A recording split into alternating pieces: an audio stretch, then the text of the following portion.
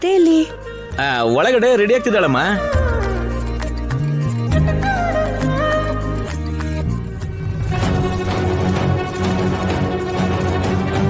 ಅತ್ತೆ, ಏನ್ ಕೂದ್ಲು ಹೀಗ್ ಬಿಟ್ಕೊಂಡಿದೀರಾ? ಹಿಂಗ್ ಕಂಡ್ಕೊಂಡಿದ್ದು ಸೀರೆಗೆ ತಾನೇ? ದೊಡ್ಡಪ್ಪ ಅಲ್ಲೇ ಇದ್ದಾರೆ.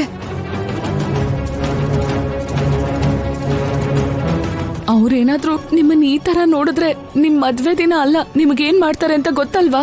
ಹೋಗ್ ಬದಲಾಯಿಸ್ಕೊಂಡ್ ಬರ್ತೀನಿ. ಬೇಡ ಬೇಡ, ಆಲ್ರೆಡಿ ನಿಮ್ಮನ್ನ ಕರೀತಿದ್ದಾರೆ ಅತ್ತೆ. ಹೀಗೆ ಹೀಗೆ ಸೆರಗ್ ಹಾಕೊಂಡ್ ಬನ್ನಿ, ನಾವ್ ಹೀಗೆ ಮ್ಯಾನೇಜ್ ಮಾಡ್ಬೋದು. ಬನ್ನಿ ಅತ್ತೆ. ಹ್ಯಾಪಿ ಆನಿವರ್ಸರಿ ಅತ್ತೆ. ಅರೆ, ಯಾಕೆ ಹೀಗ್ ಸೆರಗ್ ಹಾಕೊಂಡಿದ್ಯಾ? ಅದು ಗೌರವ. ಅತ್ತೆ, ನೀವೊಂದ್ ಬೊಂಬೆ ತರ ಕಾಣ್ತಿದ್ದೀರಾ. ಏನಮ್ಮ, ಒಳ್ಳೆ ತೆಂಗಿನ ಚಿಪ್ ತರ ಅವಳ ಮುಖ ಇದ್ರೆ ನಿನ್ನ ಗೊಂಬೆ ತರ ಕಾಣಿಸಿದಾಳ. ಭಾವನವ್ರೆ, ಕ್ಷಮಿಸ್ಬಿಡಿ ಭಾವನವ್ರೆ, ಬಾಯ್ ತಪ್ಪಿ ನಿಜ ಬಂದ್ಬಿಡ್ತಾಚೆಗೆ. ಅಣ್ಣಯ್ಯ,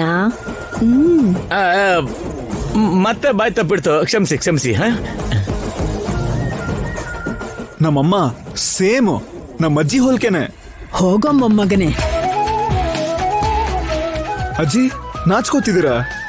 ನಾನು ಹೋಲ್ಕೆ ಅಂದಿದ್ದು, ಸುಂದರವಾಗಿದ್ದೀರಾ ಅನ್ಲಿಲ್ಲ. ನಿನ್ನ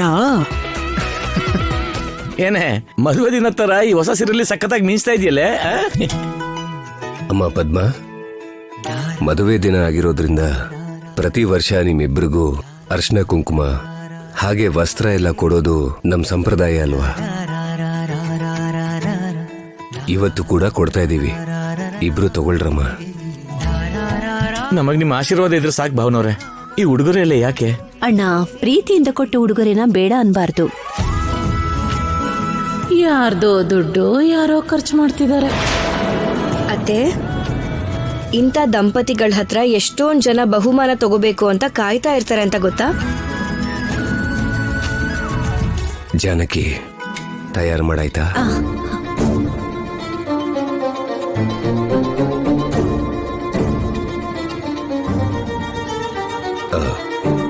ಪದ್ಮ, ಬಾ, ಬಂದು ಅವ್ರ ಕೈಯಿಂದ ಇದನ್ ತಗೋ. ಈಗ ಮೊಡ್ಲು ಹಿಡಿಬೇಕು, ತಲೆ ಮೇಲಿಂದ ಇದನ್ ತೆಗೆದ್ರೆ ಸಿಕ್ಕಾಕೊಂಡ್ ಬಿಡ್ತೀನಿ. ಪದ್ಮ, ಬಾ, ಬಂದು ತಗೋ.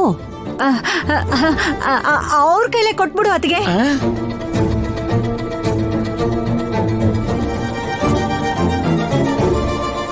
ಸೀರೆನ ಭಾವನವ್ರಿಗೆ ಹೇಗಮ್ಮ ಕೊಡೋದು?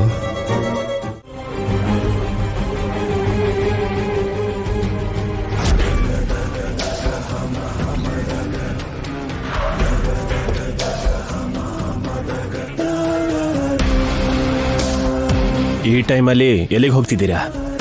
ಅದು ಇಷ್ಟು ವೇಗವಾಗಿ? ಆ ರಾಜಾರಾಮ್ ಮನೆಗೆ. ಅವ್ರ ಆರೋಗ್ಯ ವಿಚಾರಿಸಕ? ಅವ್ರೇನ್ ನಮ್ಮ ಮಾವನ ಏನು? ಮತ್ತೇನಕ್ಕೆ ಹೋಗ್ತಿದ್ದೀರಾ? ಆ 5 ಕೋಟಿಗೆ ತುಂಬಾ ಲಿಂಕ್ಗಳಿದೆ. ಅದ್ರ ಜೊತೆಗೆ ಶ್ರೀನು ಓಪನ್ ಮಾಡಿರೋ ಚಿಟ್ ಫಂಡ್ ಕೂಡ ಇದೆ.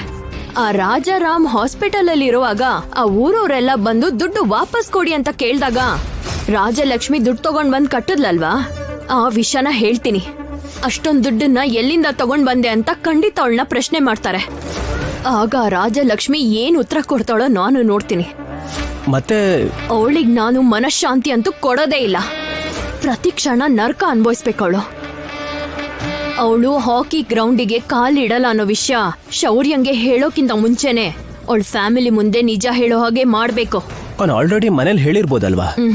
ನನ್ ಲೆಕ್ಕದ ಪ್ರಕಾರ ಅವಳು ಹೇಳಕ್ಕೆ ಚಾನ್ಸೇ ಇಲ್ಲ. ಹಾಗೆ ಹೇಳಿದ್ರೆ ಎಲ್ಲಾರ್ಕಿಂತ ಮೊದ್ಲು ಅವ್ರ ಅಪ್ಪನೇ ಗುಂಡ್ಗೆ ಹಿಡ್ಕೊಂಡು ಸತ್ತೋಗ್ತಾರೆ. ಅದು ಕೂಡ ನಮ್ಗೆ ಗುಡ್ ನ್ಯೂಸೇ ಅಲ್ವಾ? ಅದಕ್ಕೆ ನಾನು ಹೋಗ್ತಾ ಇದ್ದೀನಿ. ಇಲ್ಲಿ ನಿಜ ಹೇಳಿ ತಂದೆನ ಕಳ್ಕೋತಾಳೋ ಇಲ್ಲ ನಾಳೆ ಶೌರ್ಯಂಗೆ ನಿಜ ಗೊತ್ತಾಗಿ ಅವನಿಗೆ ದೂರ ಆಗ್ತಾಳೋ, ಅದು ರಾಜಲಕ್ಷ್ಮಿ ಚಾಯ್ಸ್. ಎಲ್ಲಿ ನಿಜ ಒಪ್ಕೋತಾಳೋ ನೋಡ್ತೀನಿ.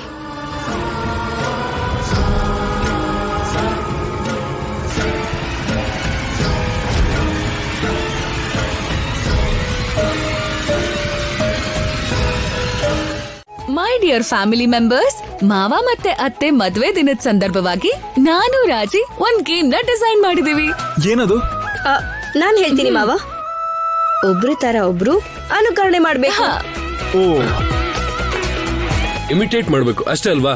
ಅಷ್ಟೇ. ನಮ್ಮನೇಲಿ 1 2 3 4 and 5 5 ಜೋಡಿಗಳು ಇಲ್ಲ ಇಲ್ಲ ಇಲ್ಲ ಇಲ್ಲ ಇಲ್ಲ 6ನೇ ಜೋಡಿ ಕೂಡ ಇದೆ. ಯಾರು 6 ಜೋಡಿ ಅಂದ್ರೆ ಇನ್ಯಾರು? ಅಜ್ಜಿ ಅಲ್ಮೇಲಮ್ಮ.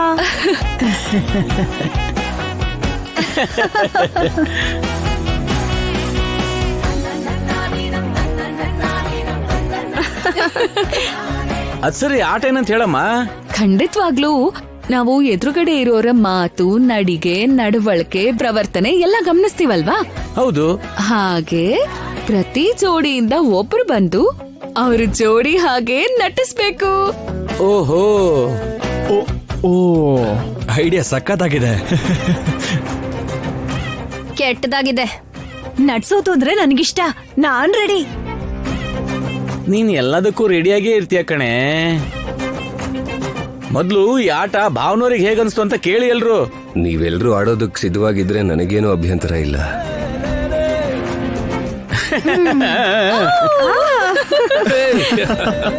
ಆದ್ರೆ ನಂದೊಂದು ಕಂಡೀಷನ್ ಇದೆ. ಕಂಡೀಷನಾ?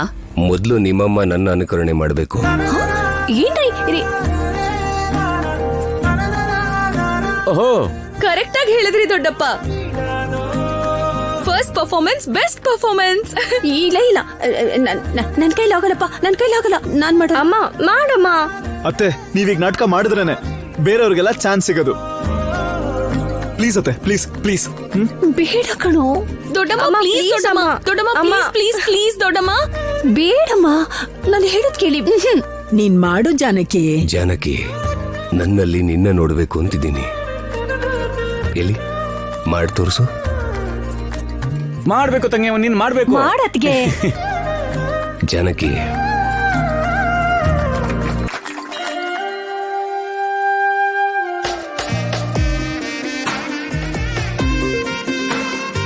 ವಾವ್.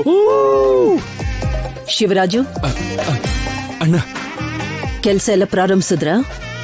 ಪ್ರಾರಂಭ ಮಾಡಿದೀವಿ ಅಣ್ಣ. ಸಂಜೆ ಅಷ್ಟ್ರಲ್ಲಿ ಎಲ್ಲರಿಗೂ ಕೂಲಿ ಕೊಡೋ ಹಾಗೆ ಮಾಡಿದಿರ ತಾನೆ? ಹೌದು ಅಣ್ಣ. ನಾವು ಅಂದ್ರೆ ನಾವಷ್ಟೇ ಅಲ್ಲ ಶಿವರಾಜು.